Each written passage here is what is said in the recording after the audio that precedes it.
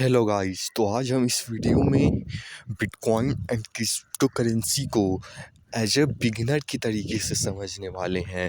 जिन्होंने पहले इसके बारे में कभी ज़्यादा कुछ मतलब नहीं आता है, उनके लिए एज ए बिगिनर के लिए समझने वाले हैं। तो सबसे पहले बिटकॉइन और क्रिप्टो करेंसी मतलब एक्चुअली होता क्या है, उसका रूट समझने के लिए आपको दो चीज़ें जाननी होंगी। पहला है ब्लॉकचेन और दूसरा है डिसेंट्रलाइज सिस्टम। तो देखिए, सबसे पहले डिसेंट्रलाइज सिस्टम को समझते हैं।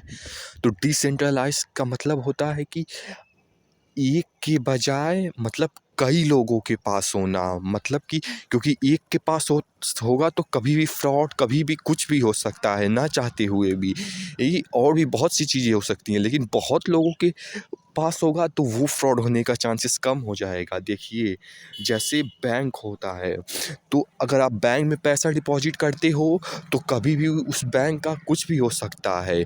जैसे कि आपने बहुत बैंक देखा भी होगा, तो एक बैंक के पास जैसे आप पैसा रखते हो तो फ्रॉड होने की या तो फिर कुछ भी होने की खतरा ज़्यादा होता है। पर वहीं पे एक के बजाय अगर आप बहुत लोगों के पास रहेगा वही चीज़, तो उसका कुछ आपके पैसे के साथ गलत होने के या तो फ्रॉड होने के या कुछ भी होने के चांसेस बहुत कम हो जाते हैं। इसलिए डिसेंट्रलाइज सिस्टम एक अच्छा मॉडल हो जाता है। एक के बजाय कई लोगों के पास लगभग हज़ारों लाखों कंप्यूटर्स में ये चीज़ स्टोर होती है। हाँ, तो अब आगे बढ़ते हैं। ये होता है डिसेंट्रलाइज सिस्टम कि एक के बजाय कई के लोगों के चीज़ों में, और ये कंप्यूटर होता है, सर्वर्स होते हैं। सर्वर्स आप इसे इस सम तरीके से भी समझ सकते हैं कि ये आप ही का कंप्यूटर में होता है। हालांकि होने को तो पूरा एक सर्वर बना रहता है और दोनों भी होता है, लेकिन अभी वहाँ नहीं जाते हैं। ये होता है डिसेंट्रलाइज सिस्टम कि एक के बजाय, क्योंकि एक के पास होगा तो कभी भी कुछ भी हो सकता है, लेकिन वहीं पे जब कईयों के पास होगा तो चांस बहुत ज़्यादा कम हो जाता है। अब अगली चीज़ आते हैं ब्लॉकचेन पर। देखिए, ब्लॉकचेन मतलब यही है कि ऐसे कई सर्वर्स में चीज़ें स्टोर करना, जिसकी वजह से अगर मान लीजिए बाई चांस कुछ बीच में कहीं गड़बड़ी हुई भी जैसे यहाँ पे, तो यहाँ से सीधा कनेक्शन कट जाएगा और आपका मनी, पैसा जो भी होगा, जो भी चीज़ होगा, वो आगे ट्रांसफ़र नहीं हो पाएगा। जिसकी वजह से ये और सेफ़ होगा कि एक जगह बीच में कहीं मनी ट्रांसफ़र जैसे आप कर रहे हो, मान लीजिए आप पेटीएम वगैरह जैसे करते हो, तो उसमें वो चेक होता है इन सर्वर्स पे। अगर आप बिटकॉइन के थ्रू से करोगे तो बीच में अगर कहीं भी कुछ भी किसी ने छेड़छाड़ करने की कोशिश की या तो कुछ भी हुआ, तो यहाँ से कैंसल होगा, फिर आगे नहीं जा पाएगा। ये ब्लॉकचेन होता है। इसलिए ये दोनों चीज़ें मिलके रूट बनाती हैं क्रिप्टो करेंसी का, या तो समझ सकते हैं इस फील्ड को समझने का।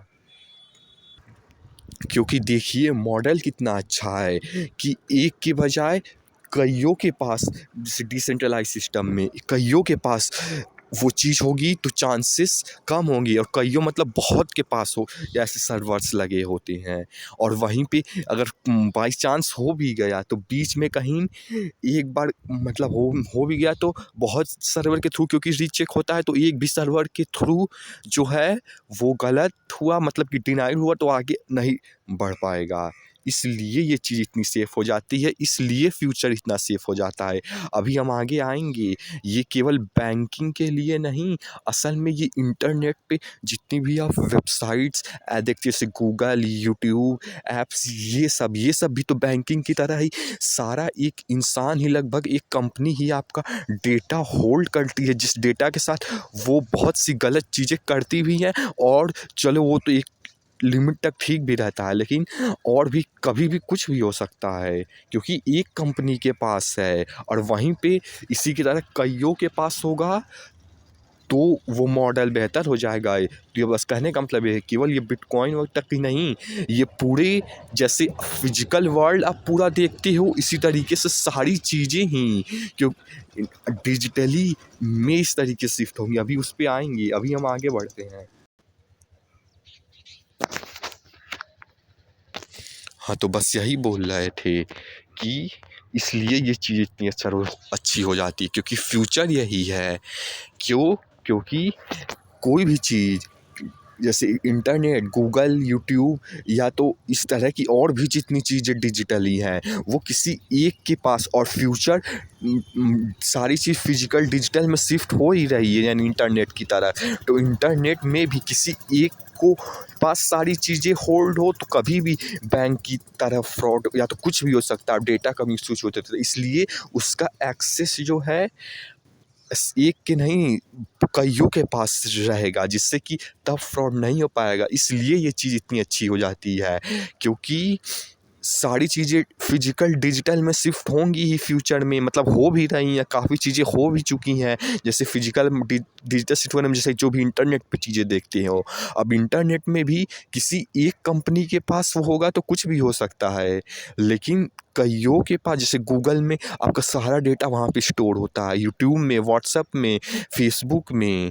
तो एक तो एड्स के लिए मिसयूज करते हैं इस डेटा को, आपको वो ऐड दिखाते हैं जो वो करते हैं, ये तो फिर भी एक लेवल तक ठीक रहता है। लेकिन जैसे ही मतलब कि कभी भी कुछ भी फ्रॉड वगैरह कभी भी कुछ भी हो सकता है, इसलिए एक के पास नहीं वो एक्सेस, ऐसे हज़ारों लाखों सर्वर्स में स्टोर रहेगा, तो सेफ रहेगा। इसलिए ये बेहतर हो जाता है, क्योंकि फिजिकल हर चीज़ डिजिटल में शिफ्ट हो ही गई है लगभग, और हो भी रही है, और डिजिटल में एक के पास एक्सेस नहीं होना चाहिए, कईयों के पास एक्सेस होना चाहिए, ताकि और जो बीच में बोले भी थे कि अगर एक बीच में कहीं कुछ फ्रॉड गलत हुआ भी तो आगे जो लाख और कंप्यूटर हैं वो वहीं पे डिनाइड हो जाएंगी। हालांकि ये चीज़ तो बाद में कॉन्सेप्ट एक्सप्लेन करना था, लेकिन चलिए कर ही रही हैं तो बता देते हैं कि ये वेब 3.0 का कॉन्सेप्ट है, अभी उस पर हम आएंगे। तो सबसे पहले, अब जैसा कि ये दो मेन चीज़ समझ गए, यही रूट है इस क्रिप्टो करेंसी बिटकॉइन इस फील्ड का। अब इस रूट को समझते हुए ये चीज़ें आगे बढ़ते हैं। हाँ, तो अब आगे बढ़ते हैं तो देखिए, ये सारी चीज़ें समझने के लिए इस सब में टेक्नोलॉजी काम करती है, और यहाँ इस फील्ड में टेक्नोलॉजी का मतलब होता है इज इक्वल टू बिजनेस। जैसे कोई बिजनेस होता है तो जितना अच्छा वो बिजनेस होगा उतना ही ज़्यादा उससे इनकम जनरेट होगा, ठीक उसी तरीके से जितना ही ज़्यादा इसमें टेक्नोलॉजी बेहतर होगा उतना ही ज़्यादा पैसा आएगा, उतना ही ज़्यादा प्रॉफिटेबल होगा, कह सकते हैं। यानी कि यहाँ पे बिजनेस की जगह टेक्नोलॉजी में कितना दम है वो होता है, और टेक्नोलॉजी इसमें क्या होती है वो समझिए, क्योंकि हम आपको एकदम मतलब कि वो समझ कैसे डेवलप करती है कि ये एक्चुअली होना होता क्या है, वो समझ आपकी डेवलप कराएंगे। तो देखिए, सबसे पहले तो यही डिसेंट्रलाइज सिस्टम, हर टेक्नोलॉजी में लगभग डिसेंट्रलाइज सिस्टम होता है, यानी एक पर्सन कंपनी के बजाय बहुतों के पास एक्सेस होगा, तो फ्रॉड नहीं होने के चांसेस बहुत कम हो जाते हैं। हालांकि ये गलत हो गया है, यहाँ पे एक चीज़ और ऐड करनी थी, वो है ब्लॉकचेन। अभी आप बस समझ जाइएगा, हालांकि यहाँ पे ये लिखना भूल गए थे, डिसेंट्रलाइज सिस्टम और ब्लॉकचेन, ये हर टेक्नोलॉजी में ये दोनों चीज़ें तो होंगी ही। ये दोनों चीज़ें डिसेंट्रलाइज सिस्टम जैसा बता दिया कि एक के बजाय बहुतों के पास, ब्लॉकचेन मतलब भी बता दिया, ये सब टेक्नोलॉजी में कॉमन होंगी। इसलिए किसी भी टेक्नोलॉजी को समझिएगा तो इसे समझते हुए समझिएगा कि उस टेक्नोलॉजी में ये दोनों चीज़ें हैं, प्लस में हर टेक्नोलॉजी में एक जो है उसके पीछे क्या टेक्नोलॉजी है, यानी कि मेन टेक्नोलॉजी उसका क्या है जिसके वजह से वो सारी चीज़ें अलग डिफ्रेंशिएट हुई हैं, यानी कि मेन टेक्नोलॉजी क्या है, उस कंपनी का मेन टेक्नोलॉजी है, तो कह सकते हैं मेन बिजनेस क्या है जिसके वजह से वो प्रॉफिटेबल होगा। मतलब बस यही है कि ये दोनों चीज़ें तो हर चीज़ में ही कॉमन कॉमन होगी, डिसेंट्रलाइज और ब्लॉकचेन, क्योंकि हर चीज़ में कॉमन होगी तो डिफरेंस किससे क्रिएट होगा, वो है उसके पीछे की क्या टेक्नोलॉजी है। और दूसरे तरीके से इस तरीके से भी समझ सकते हैं कि उस कंपनी का बिजनेस क्या है, हालांकि यहाँ पे टेक्नोलॉजी उसी को बोलते हैं। तो यही था कि हालांकि ये मिट गया, ब्लॉकचेन सब भी लिख लीजिएगा अपने नोट्स में कि डिसेंट्रलाइज और ब्लॉकचेन हर में ही होंगे, और जो डिफरेंस क्रिएट होगा वो हर चीज़ में हर का अपना अलग-अलग टेक्नोलॉजी होगा और जिस टेक्नोलॉजी आपको बेहतर लगे उसमें इन्वेस्ट करके जिसका फ्यूचर अच्छा लगे उसी एकदम बिजनेस की तरह ही है। अब देखिए बिटकॉइन क्या होता है, तो जैसा कि हमने बोला था ब्लॉकचेन और डिसेंट्रलाइज सिस्टम हर चीज़ में यही होगी, तो बिटकॉइन बनाने में भी इस बिटकॉइन और डिसेंट्रलाइज सिस्टम तो कॉमन है ही, लेकिन जो दूसरा हालांकि इसका इसमें मेन टेक्नोलॉजी तो डिसेंट्रलाइज सिस्टम ही है मेन टेक्नोलॉजी, लेकिन इसको समझने के लिए इस तरीके से भी समझ सकते हैं कि इसका मेन टेक्नोलॉजी बैंक में पैसे रखने के बजाय जो है डिजिटल फॉर्म में पैसे रखना, डिजिटल फॉर्म में कॉइन रखना है, ये इसका मेन बिजनेस है, या कह सकते हैं मेन टेक्नोलॉजी इस तरीके से समझ सकते हैं। हालांकि एक्चुअली में ये तो टेक्नोलॉजी नहीं है, केवल डिसेंट्रलाइज सिस्टम ही मेन टेक्नोलॉजी है, लेकिन इस तरीके से भी समझ सकते हैं।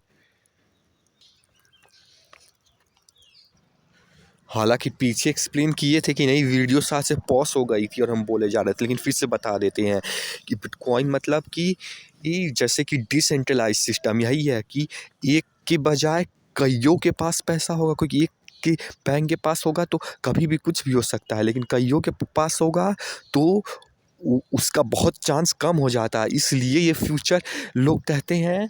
और आप समझ रहे होंगे, रिलेट करना समझिए, इसलिए बिटकॉइन ज़रूरी हो जाता है। तो ये मेन सिस्टम है बिटकॉइन का, लेकिन इसका अब आ जाते हैं डिसएडवांटेज पे। तो देखिए इसका डिसएडवांटेज थोड़ा सा ये है कि ये सिस्टम काफ़ी मतलब काफ़ी भी नहीं कहेंगे, लेकिन थोड़ा स्लो है। इसमें इसमें केवल 7 ट्रांज़ैक्शंस पर सेकंड हो सकता है, इसलिए ये थोड़ा स्लो हो जाता है। लेकिन वही प्रॉब्लम अब हमारे अगले ये जैसे-जैसे आप आगे बढ़ते जाएँगे ये एडवांस्ड होती जाएगी। हालाँकि ये तो डॉक्यूमेंट्री का एक वो चीज़ है, यहीं से पहले ये आया, फिर ये आया, फिर ये आया और अब ये फ्यूचर में ये भी आ चुका है, लेकिन और एकदम अच्छे से वेब 3.0 मतलब कि ये बाद में आएगा। जैसे बिटकॉइन में पैसा बढ़ा था वैसे इसमें भी बढ़ेगा, क्योंकि वो फ्यूचर है। अब इस पे आती है इथेरियम पे क्या होता है।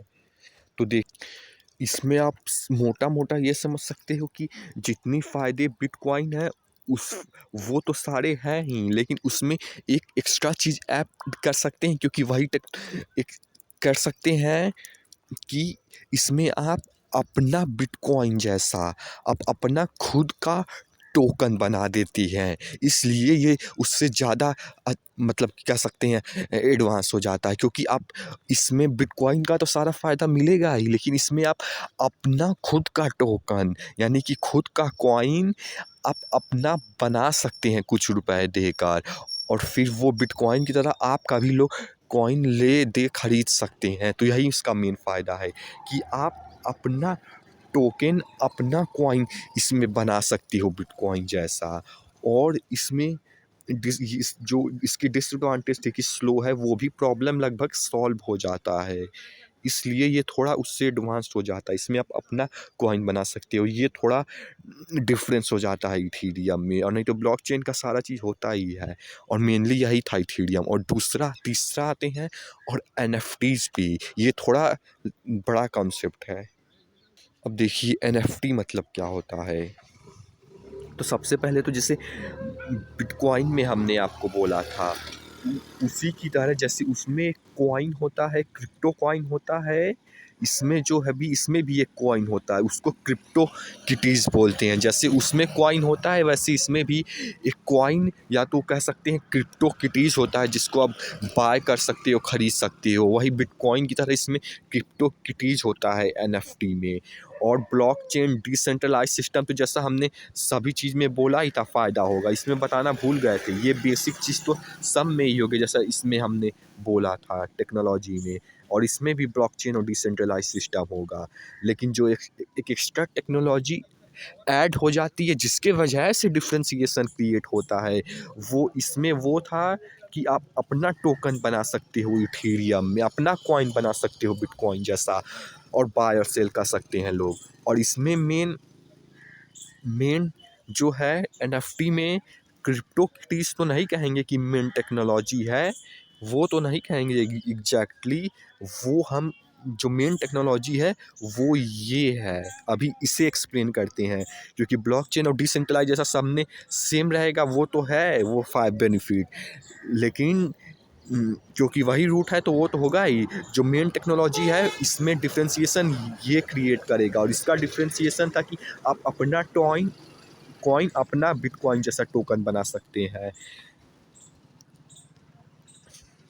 तो अब आते हैं एनएफटी का। सबसे पहले तो फुल फॉर्म होता है नॉन फंजिबल टोकन, जैसा कि लिखा है नॉन फंजिबल टोकन। तो सबसे पहले तो इसी को डिफरेंट मतलब कि एक्सप्लेन करेंगे तो समझ जाएंगे। नॉन फंजेबल मतलब होता है नॉन रिप्लेसेबल, यानी कि जिसको रिप्लेस नहीं किया जा सकता है। और और टोकन मतलब कि जिस टोकन को रिप्लेस नहीं किया जा सकता है। आप इसे इस तरीके से समझ सकते हैं कि जैसे लियोनार्डो दा विंची की जो आर्ट थी, या तो और भी जो यूनिक आर्ट है, जो मतलब कि जिसके जैसा दूसरा कोई नहीं है, जैसे लियोनार्डो दा विंची की आर्ट, उसके जैसा दूसरा आर्ट नहीं है, तो वो यूनिक है, वो नॉन रिप्लेसेबल है। इस तरीके से समझ सकते हैं।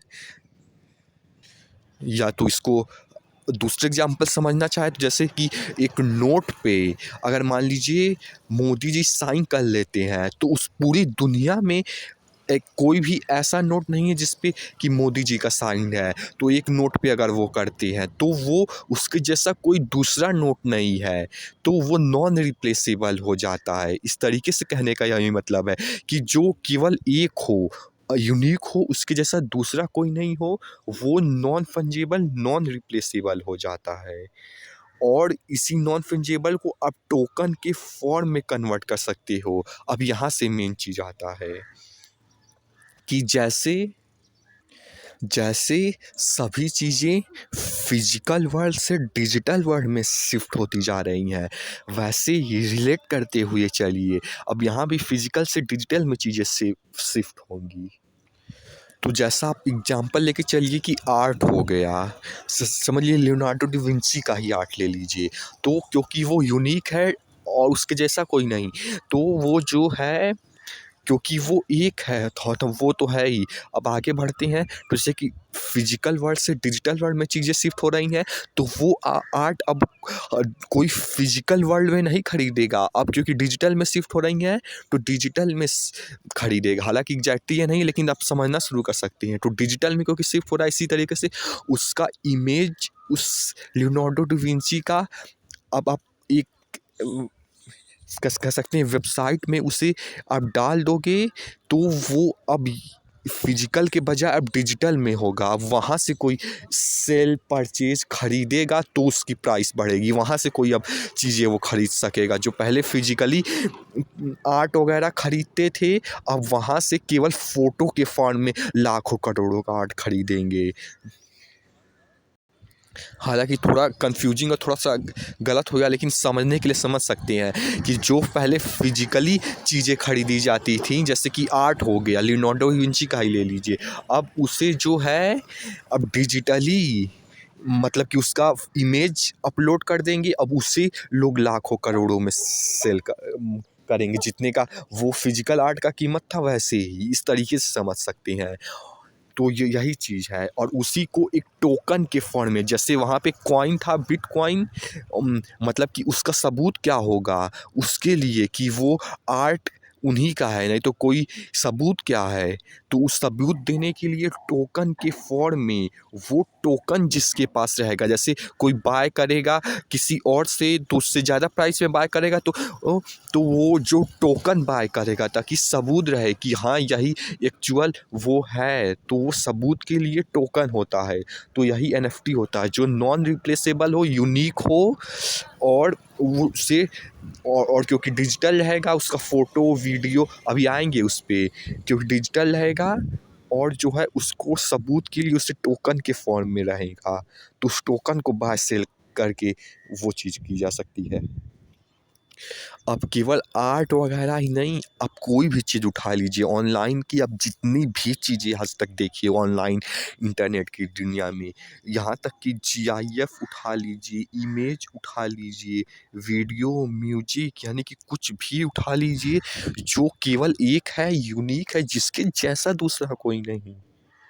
उसका उस नॉन रिप्लेसेबल चीज़ का आप टोकन कन्वर्ट कर सकते हो। इनफैक्ट आप अपना भी अगर कोई यूनिक चीज़ है तो उसको कन्वर्ट कर सकते हो टोकन के फॉर्म में, और फिर वो लोग बाय और सेल करेंगे। तो ये कॉन्सेप्ट है एनएफटी का कि जो नॉन रिप्लेसेबल हो उसे आप जो है अपलोड कर सकते हो टोकन के फॉर्म में, जहाँ से लोग सेल बाय सेल करेंगे। क्योंकि सभी चीज़ें डिजिटल में शिफ्ट हो रही हैं, तो ये चीज़ भी अब डिजिटल में शिफ्ट हो गई है। तो ये कॉन्सेप्ट है। फिर जीआईएफ, इमेज, वीडियो या ऑनलाइन की जितनी भी चीज़ें आप देखते हो, अब देखिए इसमें एक चीज़ बस और समझने वाली है कि जैसे आपने किसी को अगर ए यानी कि आपने किसी को ये सेल किया बी को, और बी सी को जब सेल करेगा तो 10% का कमीशन मिलेगा, और फिर जब सी डी को सेल करेगा फिर 10% का कमीशन मिलेगा। तो इस तरीके से जितनी भी बार वो चीज़ सेल होती जाएगी, और एक बार से दूसरे पर्सन पे सेल तभी होगी जैसे कि जब ज़्यादा मतलब रुपए का होगा, तो 10% की हर सेल पे जो है उस इनकम मतलब जनरेट होती जाएगी। तो आपके पास हर सेल पे मतलब कि हर बार जब कोई खरीदेगा तो आपको 10% की इनकम उससे मिलती रहेगी। तो ये कॉन्सेप्ट है एनएफटी का कि एक बार आपने कर दिया, फिर हर सेल पे हर बार कोई खरीदेगा तो आपको उसका 10% मतलब मिलता रहेगा। तो ये हो गया एनएफटी का कॉन्सेप्ट। तो इसका मेन टेक्नोलॉजी यही है। ब्लॉकचेन और डिसेंट्रलाइज तो है ही, लेकिन जो मेन टेक्नोलॉजी है वो ये है। और आप क्रिप्टोकिटीज़ भी खरीद सकते हो, कह सकते हो ये भी एक टेक्नोलॉजी है कि इस बिटकॉइन की तरह क्रिप्टोकिटीज़ भी खरीद सकते हैं। हालाँकि एग्ज़ैक्टली नहीं कहेंगे वो टेक्नोलॉजी है। तो अब हम अगले चीज़ पे आते हैं। ये आप समझ गए होंगे कि अगर आपके पास कोई भी, क्योंकि सब चीज़ ऑनलाइन हो गई है, तो कोई भी ऐसी चीज़ जो यूनिक है, आप उससे अगर उसका वीडियो, इमेज जो भी ऑनलाइन चीज़ें देखते हैं, अगर उसको मतलब कि वेबसाइट भी आती हैं, अगर आप उस पे लिस्ट कर देंगे और अगर कोई ख़रीदता है तो हर बार ऐसे मिलता जाएगा। ऐसे बहुत से एग्जांपल्स हैं, ऐसे बहुत सी करोड़ों की पेंटिंग्स, यहाँ तक कि लोगों का जैसे ट्विटर पे ट्वीट्स वगैरह तक भी सेल हुए हैं। तो अब आते हैं हम अगले चीज़ पे, वेब 3.0। जैसा कि हमने शुरू में ही इसको एक्सप्लेन कर दिया था थोड़ा, कि जैसे किसी एक जैसे बैंकिंग में किसी एक बैंक के पास पैसा होता है तो वो तो केवल बैंकिंग तक सीमित है और बैंकिंग तक सीमित है, लेकिन अब इंटरनेट सबसे बड़ी चीज़ है, तो ये चीज़ उस पे नहीं अप्लाई होनी चाहिए। कि बैंकिंग में तो चलो ठीक है, वो तो फिर भी एक छोटा एस्पेक्ट है, लेकिन इंटरनेट इतना बड़ा एस्पेक्ट है, तो क्या वो प्रॉब्लम इंटरनेट के साथ नहीं है कि किसी एक कंपनी के पास अगर पैसा होगा, अरे मतलब पैसा नहीं, कि किसी एक कंपनी के पास डेटा होगा, या तो किसी एक कंपनी, एक पर्सन के पास सारी चीज़ें होंगी, तो कभी कुछ भी फ्रॉड वगैरह हो सकती हैं। इसलिए वेब 3.0 आया कि एक के बजाय कईयों के पास वो चीज़ हो, कि एक के बजाय कईयों के पास हो, ताकि फ्रॉड वगैरह के चांसेस बहुत कम हो जाए। एक के पास ना, कईयों के पास हो, और कुछ गड़बड़ी हो भी तो एक जगह से क्रॉस हुआ तो आगे नहीं ट्रांसफ़र हो पाएगा। ये ये इसकी ख़ासियत है। वही बैंकिंग वाली चीज़ इसमें अब अप्लाई होगी। जैसे गूगल हो गया, उसमें एक के पास डेटा होना और एक के पास इतने सारे लोगों की चीज़ें होना सेफ़ नहीं होता है। पहली चीज़ तो वो एड्स वगैरह के लिए यूज़ करते हैं, आपको ऐड दिखाने के लिए उस डेटा का, और वो कंपनीज़ को भी सेल्स करते हैं। और जो है सबसे बड़ा चीज़ कि कभी भी कुछ भी फ्रॉड वगैरह कभी भी कुछ भी हो सकता है, किसी एक कंपनी किसी एक के पास रहेगा। इसलिए ये चीज़ ज़रूरी हो जाती है हर चीज़ पे। गूगल, फेसबुक, व्हाट्सएप, यूट्यूब, कोई भी ऐप ले लीजिए ऑनलाइन की दुनिया में, इसलिए ये कॉन्सेप्ट इतना इम्पोर्टेंट हो जाता है। और यही फ्यूचर है, क्योंकि फ्यूचर अब इंटरनेट ही है, तो इसलिए यही फ्यूचर है। और जैसे ये तो लगभग चीज़ें, ये तीनों टेक्नोलॉजीज़ तो बीत चुकी हैं, मतलब ऐसा भी नहीं कहेंगे बीत चुकी हैं, लेकिन अब ये मेन फ्यूचर है। तो यहाँ पे एक्चुअली में ऐसा फ्यूचर है कि जहाँ आप का एक्चुअल में 100 गुना रिटर्न ला सकते हैं, ₹1 से 100 गुना रिटर्न। हालाँकि उतना रिस्की भी हो जाता है, लेकिन हम अगली चीज़ पे आते हैं। इसमें भी ब्लॉकचेन और डिसेंट्रलाइज्ड सिस्टम तो जैसा कि बोला है कि हर चीज़ में रहेगा ही, लेकिन जो इसके पीछे की टेक्नोलॉजी है वो हमने आपको बता दिया कि एक के बजाय कइयों के पास होना चाहिए। तो यही इंटरनेट की सारी चीज़ें को इसमें लाना, ये मेन टेक्नोलॉजी है। अब इसका अब कुछ कॉइन्स भी आते हैं, उस कॉइन्स को खरीद, हाँ, इसका कुछ कॉइन्स भी आते हैं, जैसे कि कॉइन्स मतलब कि जैसे कि ये इंटरनेट हो गया, जैसे कि गूगल वगैरह हो गया, तो अब वो जो फ्यूचर में जो है ये चीज़ शिफ्ट होगी, या तो कह सकते हैं चेंज होगी।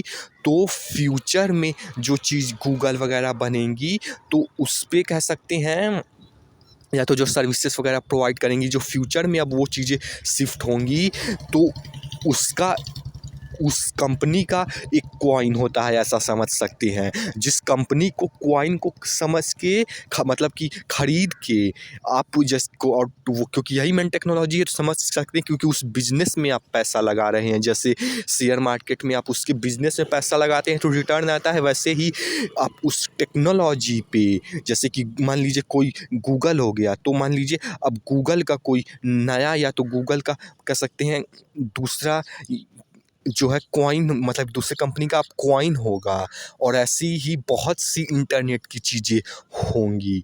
तो आप उस बिजनेस पे, आप उस टेक्नोलॉजी में जो कि कॉइन के फॉर्म में है, आप उस पे पैसा लगा रहे हैं। अब क्योंकि, और जैसे कि वेब 1 में क्या होता था ये भी बताना था, भूल गए कि वेब 1 में आप केवल वेबसाइट्स के थ्रू, यानी कि पुराने जनरेशन में, एकदम पुराने में वेब 1 में आप केवल वेबसाइट के थ्रू पढ़ वगैरह सकते थे, और ज़्यादा कुछ नहीं कर सकते थे। और वेब 1 से फिर चीज़ें शिफ्ट हुई वेब 2 में, और वेब 2 में क्या हुआ, जिस दुनिया में हम अभी जी रहे हैं, गूगल, यूट्यूब, व्हाट्सएप, ये सारी चीज़ें वेब 2 में आती हैं। तो सोचिए, वेब 1 से वेब 2 में शिफ्ट हुआ, अब वेब 2 से वेब 3 में कितना शिफ्ट होगा, कितना बड़ा, क्योंकि वेब 1 में केवल आप वेबसाइट से पढ़ वगैरह सकते थे, और सोचिए वेब 2 में कितनी चीज़ें बदल गई, जो कि अभी का जनरेशन है, यूट्यूब, व्हाट्सएप, ये सब। अब सोचिए वेब 3 में क्या होगा, और जो होगा आप उस बिजनेस में कह सकते हैं, या तो उस टेक्नोलॉजी में आप कॉइन के फॉर्म में जो है इन्वेस्ट कर रहे हैं, इस तरीके से समझ सकते हैं। तो 100 गुना की रिटर्न वगैरह, 50 गुना गुना की रिटर्न तो आनी ही है। और जितना ये मतलब कि वो है, जितना गुना की रिटर्न आनी है, उतना ही रिस्की भी है, यानी कि उतना ही वॉलेटाइल भी है, इसलिए इंफॉर्मेशन नॉलेज भी उतना ही चाहिए होता है। तो ये मेनली वेब 3.0 था। जैसे कि कॉइन हम बताएं, एक होता है बैट बेसिक अटेंशन टोकन, इसमें आप जैसे गूगल पे सर्च मारते हो, गूगल पे चीज़ें देखते हो, उसी तरीके से इसमें वेब वेब ब्राउज़र होगा। और गूगल से एक एक्स्ट्रा चीज़ जो आपको मिलेगी एडिशन में, वो है कि आप जैसे कि गूगल में आप एड्स देखते हो, तो उसका आपको बेनिफिट नहीं होता है, केवल कंपनी को होता है। उसमें आपको पैसे नहीं मिलते हैं एड्स देखने के लिए, लेकिन इसमें एड्स देखने के भी कुछ आपको पैसे कॉइन के फॉर्म में मिलेंगे। इसलिए भी ये सोचिए कितना फ्यूचरिस्टिक टेक्नोलॉजी है। और पोल्का डॉट, ग्राफ, वीचेन, ऐसे ही बहुत सी चीज़ें हैं। जैसे कि आप कोई भी चीज़ आज के यूआरएल वगैरह जो आज कंपनी जनरेट करती हैं, वो फ्यूचर में फ्यूचर में अब वेब 3.0 में जो जनरेट होगा, उसका इसी तरीके से हर इंटरनेट की चीज़ें धीरे धीरे जब वेब 3.0 में शिफ्ट होंगी, तो आप उस शिफ्टिंग में, उस टेक्नोलॉजी में कॉइन के फॉर्म में इन्वेस्ट कर सकते हैं। इस तरीके से समझने के लिए जब बिगिनर समझ सकते हैं, एग्जैक्टली ये तो नहीं होता है, लेकिन समझ सकते हैं, काफ़ी हद तक यही होता है। तो देखिए, ये जितना, क्योंकि इसमें कई गुना की रिटर्न आती है, क्योंकि यही फ्यूचर है, तो इसलिए कई गुना की आप रिटर्न ला सकते हो। लेकिन इतना ही रिस्की भी हो जाता है, इसलिए आप इसे सीख के करना उतना ही मतलब कि सीखना ज़रूरी है। लेकिन इसमें ये फ्यूचर है ही, क्योंकि यही फ्यूचर है, क्योंकि किसी और वही वो फ्यूचर इसीलिए है क्योंकि वही 2 टेक्नोलॉजी ब्लॉकचेन और डिसेंट्रलाइज्ड सिस्टम को, इसमें भी लोग 2 तरह के लोग होते हैं, या तो जो इसको एकदम सट्टा की तरह समझते हैं कि एक रातों रात पैसा लगाओ और अमीर बन जाओ, और या तो कोई लोग कहते हैं ये एकदम ही बेकार है, जबकि दोनों ही बेकार हैं। दोनों ही लोग इसको टेक्नोलॉजी को नहीं समझते हैं। ब्लॉकचेन डिसेंट्रलाइज्ड सिस्टम क्या होता है कि किसी एक कंपनी के बजाय हर कंपनी में होगा तो ज़्यादा अच्छा रहेगा कि क्या रहेगा। और ब्लॉकचेन जैसे कि आप समझ ही रहे हैं, तो यही मेन टेक्नोलॉजी, इसलिए ये फ्यूचर हो जाता है। और क्योंकि इंटरनेट वगैरह अब सारी चीज़ें उस इंटरनेट में डिजिटल वर्ल्ड में शिफ्ट हो रही हैं, इसलिए भी ये टेक्नोलॉजी और ज़्यादा सही हो जाता है। और क्योंकि शिफ्ट हो रही हैं तो एक के बजाय कईयों के होता है, इसलिए ये फ्यूचर है, इसलिए आप इसमें इन्वेस्ट करते हैं तो कई गुना की रिटर्न ला सकते हैं। और आपको फ्यूचर की बिजनेस की जितनी अच्छी नॉलेज होगी, फ्यूचर की टेक्नोलॉजी की जितनी अच्छी समझ होगी, वो कह सकते हैं, क्योंकि टेक्नोलॉजी कहने का मतलब जैसे कि शेयर मार्केट में जितनी अच्छी बिजनेस की समझ होगी उतना ही अच्छा इन्वेस्टर बन सकते हैं। उसी तरीके से इसमें भी जितनी ही अच्छी टेक्नोलॉजी आप खोज पाओ, जैसे कि हमने अभी टोकन बताया था, उसी तरीके से बहुत सी चीज़ें होती हैं जिस टोकन में हालांकि कंफ्यूज नहीं करेंगे, बस मेन यही था बिटकॉइन का आज।